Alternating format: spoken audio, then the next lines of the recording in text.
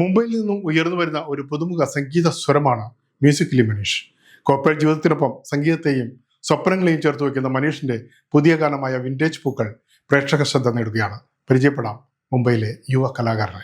നമസ്കാരം മനീഷ്. മനീഷ് ശിവരാമകൃഷ്ണൻ അല്ലേ? IT മേഖലയിൽ വർക്ക് ചെയ്യുന്നു. മുംബൈയിലാണ് ജനിച്ചു വളർന്നത്.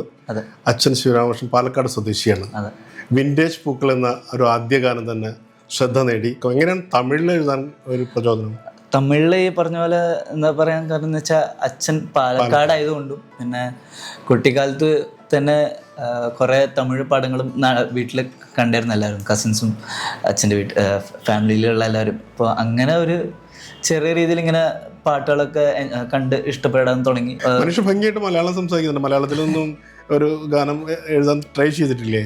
മലയാളത്തിൽ ഞാൻ അങ്ങനെ എഴുതാറില്ല, കാരണം ഞാൻ ഇവിടെ പഠിച്ചു വളർന്നു. പക്ഷെ വീട്ടില് സംസാരിക്കുന്നത് ഫാമിലിയായിട്ട് മലയാളം സിനിമകളൊക്കെ കാണാറുണ്ട്? ധാരാളം കാണാം. ഒരു പ്രണയഗാനത്തിലൂടെയാണ് തുടക്കം അല്ലേ?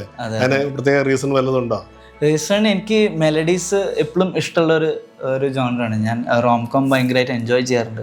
കുറച്ച് സമ്മർദ്ദമുള്ള ജോലിയാണായിരിക്കുമല്ലോ അല്ലേ കോർപ്പറേറ്റ് ലൈഫ്? അതിനിടയിൽ എങ്ങനെയാണ് ഈ സമയം കണ്ടത്? അതോ ഇതൊരു പാഷനായിട്ട് റിലാക്സേഷൻ പോലെയാണോ രചനകൾ നിർവഹിക്കാറുള്ളത്? മ്യൂസിക് എപ്പോഴും ഇഷ്ടമാണ്. പിന്നെ കോർപ്പറേറ്റ് ലൈഫിൽ ഉണ്ടായാലും കൂടിയും ഞാൻ സാറ്റർഡേ സൺഡേ അല്ലെങ്കിൽ കിട്ടുന്ന സമയമൊക്കെ കൂടുതലും ഇങ്ങനെ വെറുതെ മൂളിക്കൊണ്ടിരിക്കും, പാട്ടുകൾ ഇങ്ങനെ കേട്ടോണ്ട്. എഴുതുകയും ചെയ്യും, പാടുകയും ചെയ്യും അല്ലേ? എഴുത്ത് ഞാൻ കൂടുതൽ ഇംഗ്ലീഷിലാണ് ചെയ്യാറ്.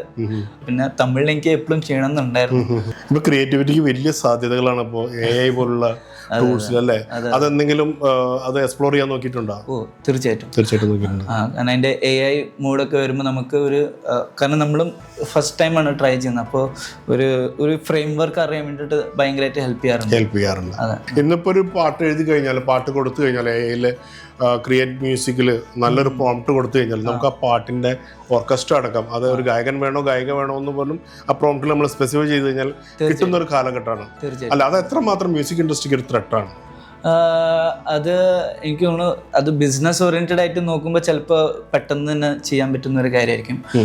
ബട്ട് എന്താ പറയുക, ഇതുപോലെ ഒരു ആർട്ടിസ്റ്റിക് ടച്ച് അല്ലെങ്കിൽ ആ ഒരു പേഴ്സണിൻ്റെ ലൈഫ് സ്റ്റോറി അല്ലെങ്കിൽ ഒരു ജേർണി അതിൽ ഉണ്ടാവണമെന്നുണ്ടെങ്കിൽ അത് ആളുടെ ഒരു പേഴ്സണൽ ടൈമും എഫേർട്ടും അതിൽ നമുക്ക് അറിയാൻ പറ്റുമെന്നാണ് എൻ്റെ ഒരു വിശ്വാസം. ഏതെല്ലാം ഭാഷയിൽ ഇപ്പോൾ എഴുതുന്നുണ്ട്?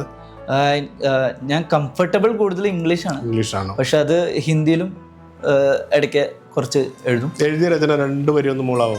ഇപ്പോൾ അടുത്ത റിലീസ് ചെയ്ത പാട്ടുണ്ട് വിന്റേജ് പൂക്കൾ, അത് തമിഴിലാണ്. കാറ്റ് വിരിക്ക പൂവഴി സിരിക്ക കാറ്റിൽ നടന്നാലും രാഗപ്പിറക്ക കാതലിൻ ഓസை ഭൂമിയിൽ തെன்றால் ഉന്മുഖം பார்த்தாலும் നെഞ്ചം സിരിക്ക.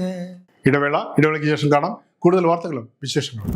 സമാജങ്ങൾ കേവലം ഓണാഘോഷവും മറ്റു പരിപാടികളും മാത്രമാകാതെ ഇങ്ങനെയുള്ളവരെ നമ്മുടെ കയ്യിൽ കാണുമല്ലോ ലിസ്റ്റുകൾ, എത്ര വീട്ടുകാരുണ്ട്.